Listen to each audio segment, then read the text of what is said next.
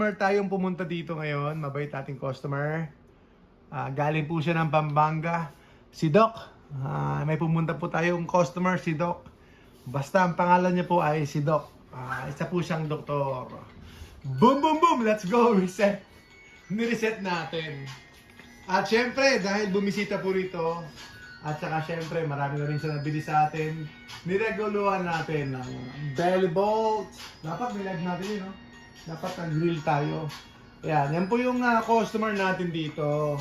Minsan kapag andito ako, nakachamba kayo, nachambahan nyo ako, tapos meron tayong mga extra product, niregaluhan ko po kayo. Niregaluhan ko po siya, kasama niya po yung, may kasama po siya.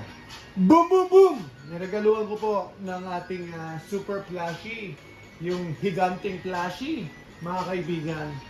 Si Belly Bolt, yung bilog na belly. Boom, boom, boom! Na merong bolt. Mga kababayan ka Pokemon mula Luzon, Visayas, Mindanao, kumusta po kayo? Mga kababayan namin sa Sao Paulo, mga kababayan namin sa Chile, mga kababayan natin saan pa ba? South America, Mexico, Peru, the Caribbean Islands. Ano pa kaya? Meron pa tayong kababayan sa Monaco, sa bandang Europe, no? Yeah. Sa Vatican o kaya sa Rome. Mga kababayan natin sa Tehran, Iran. Kumusta po kayo dyan? Mga kababayan natin sa New Zealand. Boom, boom, boom! Nagbabakasakali lang tayo. Baka may mga kababayan tayong naka-tune in o kaya makakapag-replay ng ating live. Siyempre, mga kababayan natin sa Tokyo, Japan. Worldwide na po tayo. Worldwide. Kahit pa isa-isa lang, worldwide pa rin. Sir Sichiro, magandang araw po. Sir JF, magandang araw po sa inyo. Happy Monday po. Happy Monday. Isa na namang linggong nag-aapoy dito po sa Jesso Trading. Nabalitaan ko parang may bumagsak na building. Ganun ba yon? Under construction sa Pampanga, sa bandang Angeles. Kung hindi ako nagkakamali, parang ano ko kanina, dumaan sa feed ko. So, ayun. Kawawa naman yung mga natabunan, kung may natabunan man. O di kaya syempre yung nagpa-construct kung magkano ang gastos. So, laking building siya, 9 floors. Hindi ko alam kung gaano katotoo. Baka lang ako na tawag dito na fake news. Pero sana hindi na lang totoo para wala naman tayong kawawang mga kababayan. Boom, boom, boom! Let's go! Pero kung totoo, nakakalungkot naman. Kaya ang laki ng building, 9 floors na under construction. Gumuho sa bandang Angeles. Kaya malapit na tayong maging newscaster, ha. Balitaan na po rito. Ayan, syempre ang focus natin dito, sealed investing, sealed collection, Pokemon collecting, Pokemon cards, raw cards, traded cards, TCG, Yu-Gi-Oh, One Piece, boom, boom, boom! Woo! Let's go! Let's go! Samahan niyo po kami, mga kababayan ka Pokemon. Pasensya na, ako humingi ng tawad sa inyo dahil hindi natin naituloy yung box break. Kasi hindi po natin na-break yung box. Boom, boom, boom! Hindi po na kompleto kasi. Hindi po na kompleto yung 36 slots. Sayang. At saka medyo, ayun nga. Ewan ko, ayaw na marami or hindi siguro enough yung ating advertisement. Kaya hindi po naabot lahat ng customers natin. So around 36 slots lang yun, pero ang daming pwedeng second prize chance doon po sa ating box break sana. Siguro next time. Alright! Tuloy-tuloy lang po tayo. The most stagnant product natin or the most stagnant item natin. So tumitingin ako rito, anong pinaka-stagnant na item natin? So far, sabi naman ako, pinaka-stagnant. Tama, pinaka-stagnant is sa tingin ko Lego, pinaka-mabagal. At saka itong mga laruan na ito. Funko Pop, mabagal din. Funko Pop, siguro dahil hindi naman ganun karami yung display natin. Hindi naman ganun maraming display natin. Ito, Naruto. Ito ang pinaka-stagnant. Pero when it comes to Pokemon, dito sa mga products natin, ang pinaka-stagnant siguro sa tingin ko lang based po sa on top of my head, ang pinaka-stagnant is King Gambit. Ayun po. King Gambit po ang pinaka-stagnant when it comes to Pokemon. So, not considering po yung mga battle deck kasi wala namang pack yan. So, wala namang pack yung mga battle deck, hindi kasama yon. Pero ang isa sa mga stagnant talaga, ito po ang King Gambit. Ano pa ba? Meron pa ako naisip eh. Ito po yung isa sa mga pinaka-stagnant. Ano ibig sabihin nun? Yung hindi po tumataas ang presyo masyado or mabagal. Tumaas din po siya pero mabagal lang din po. And then, hindi naman masyadong moving yung product. Hindi po masyadong moving yung product. Uy, sabi ni Sir Chicho, very nice daw. Ay, good morning po, Sir Adrian from UAE. God bless po sa inyo. Stay safe. At magpadala kayo ng maraming dollar. Ayan, kung mga kumikita po na OFW, shoutout po sa inyo. Mabuhay! Mga kababayang ka-Pokemon. Mabuhay po kayo ng sagana dyan po sa inyong tangingibang bayan. Boom, boom, boom! Kayo ang pag-asa ng Pilipinas. Ang bagong bayani ng ating bansa, mga OFW, mga Pilipino nagpapadala ng remittance. Alam nyo, kapag hindi kayo magpapadala sa pamilya nyo dito sa Pilipinas, baka bumagsak naman ng Pilipinas. Baka bumagsak, kayo lang talagang nagbubuhat kayo ng Pilipinas, mga kaibigan. Kaya salamat mga OFW, mga kababayan ng ka-Pokemon. Boom, boom, boom! Kaya po ako, mataas po ang simpatya ko kasi dati rin tayong in a way parang OFW din po. Dati OFW din po. Kaya in a way ay mataas din po ang aking simpatya at compassion sa mga OFW. Shout out mga kababayan ka-Pokemon na gustong mag-abroad.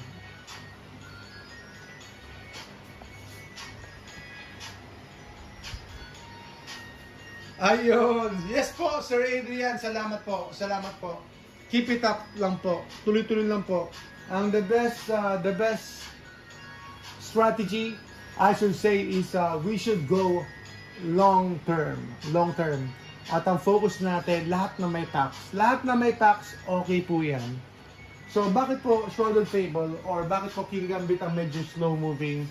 Kasi hindi po siya ganun ka-popular.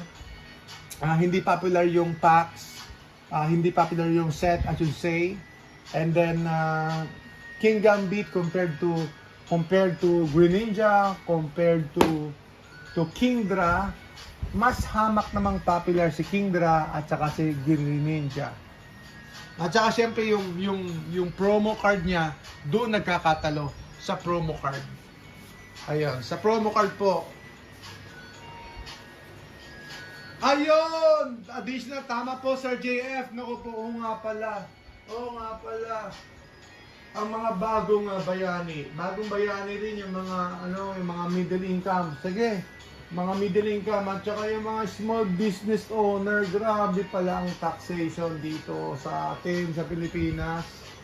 Grabe pala ang taxation dito sa Pilipinas. Boom, boom, boom! Yung mga small business, imagine mo, may permit yan, may ganito yan, may ganyan yan. Marami ka lang gastos, hindi ka pa nakapagsisimula ng business. Wala pang kita. Kahit bebenta mo isang product mo, wala kang kita. May tax po yun. Boom, boom, boom! Mga kaibigan, mga kababayan ka Pokemon, that's how it is. Woo! Yes po, Sir Justin. Magandang araw po sa inyo lahat. Siyempre, meron po tayong Shopee, meron po tayong TikTok. Jesra Trading po. Jesra Trading po ang ating Shopee. Jesra Trading. Doon lang po kayo sa legit. Kung minsan may mga poser, may mga gumagaya sa atin, ingat na lang po kayo. Ang daming scammer ngayon, ingat po kayo. mga kaibigan. Pero it's not bad. It's not bad itong King Gambit. Tumaas pa rin ang presyo niyan, pero I could say na mabagal, stagnant. Yan po yung punto natin. Stagnant, mabagal. Ano pa ba mabagal dito? Isipin ko. Mabagal na product natin. So, stagnant po yan. So, ang naging stagnant po, usually po, yung mga product or items po na hindi po popular yung mga packs. O kaya, average or mediocre or less mid-tier. Mid-tier, middle, average. Kaya, low product, low quality yung product or set. Yun po yung masyadong nagiging stagnant. Mabagal po yung pagtaas. I think I can also consider Journey Together. Journey Together, stagnant po ito or probably sa akin nag-decline. Sa akin po, nag-decline po sa akin ang Journey Together. Hindi naman po siya talaga tumaas. Nag-decline, bumagsak, nag-depreciate. Nag-depreciate po ang value ng ating Journey Together. So, akala niyo ang naging stagnant yung mga item na weird or kakaiba or special item. Hindi po. Yung mga special item po, tulad po ng ito, chest, special item. Akala nyo stagnant sa akin ito. Hindi po siya stagnant. Surprisingly, hindi po stagnant ito. Yan, hindi po stagnant yan. Surprisingly, I can easily sell this product. Medyo strange siya or medyo weird or medyo madalang or hindi siya common product ng Pokemon. But it sells or it grows in value. Tumataas po ang value kahit ganito siya. So, dapat ito yung stagnant pero surprisingly, this is not stagnant. Yung mga unique items, I should say, unique items, they are not stagnant when it comes to appreciation of value. So, ito rin, I think, hindi rin siya stagnant. People are gonna pay over market kasi madalang po nilang makita.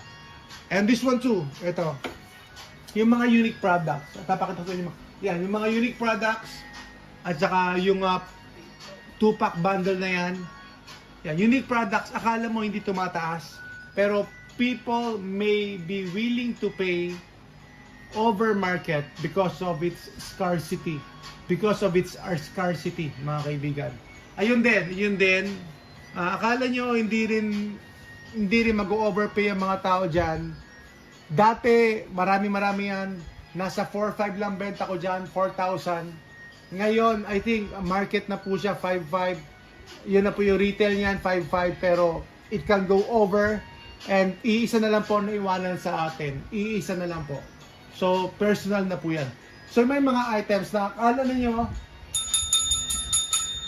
ninyo ay hindi na tataas, pero tataas po sila dahil for certain factors and reasons. And then, akala nyo yung pouch hindi tataas ang presyo kaya surprise box, tumataas din ang presyo because of the set. So, bottom line, may mga products, especially po yung sinasabi natin, King Gambit or Journey Together, kasi nga po, yung ang bottom line noon, yung set na nandoon sa loob, mga kaibigan. Yung set na nandoon po sa loob. So, yun po yung mga stagnant na mga products. Ano pa ba? I think mga stagnant natin products na hindi na masyadong tumaas. So, collection boxes na hindi po popular yung mga sets na nandoon sa loob. So, yun po yung magiging big factor para hindi po mag-grow yung isang product line or isang item. Boom, boom, boom! Ang stagnant na product ay yung pong King Gambit. Hindi po ito. Trainer's Toolkit, it's not a stagnant product. Nag-appreciate po siya or mabenta po siya. Trainer's Toolkit. Siyempre, meron siyang purpose, meron siyang utility. So, meron siyang function. Ginagamit po ng mga players po natin. So, Trainer's Toolkit, akala natin parang hindi pinapansin, parang unattractive yung box, simple, parang parang medyo, para sa akin medyo kakaiba ng konti, but it sells, that sells, or that grows in value. Yan trainer's toolkit na yan, they grow in value. Okay, ano pa po? Yan, yung mga trainer's toolkit natin, they grow in value. Trainer's toolkit. Ang ano siguro, ang mas madalang, syempre hindi naman tayo flashy store, ang medyo madalang sa akin, pero it sells din po, itong mga flashy natin. Mga flashy natin, pang display naman natin yan, at saka may appeal din. So, naka-invest din tayo ng konti, syempre may value rin siya, may halaga rin siya, mamumuhunan din tayo. It sells, but it's not that quick to flip. Ayan.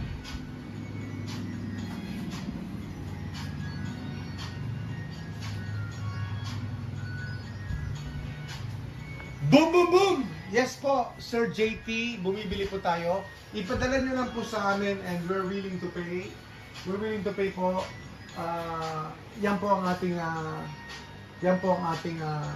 setup. Just padala nyo lang po sa amin, especially bulk. Bumibili po kami ng bulk, mga kababayan ka Pokemon. We are one of the highest paying store pagdating po sa bulk. Ipadala nyo lang po sa amin ang bulk ninyo. Bibili namin kahit gaano karami. Kahit gaano karami, kahit halagang 5,000, 10,000, 30,000. Bibili namin, basta bulk po. Bibili din po kami ng bulk.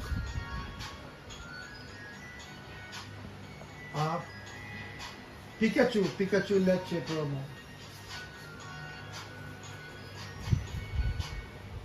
Boom, boom, boom!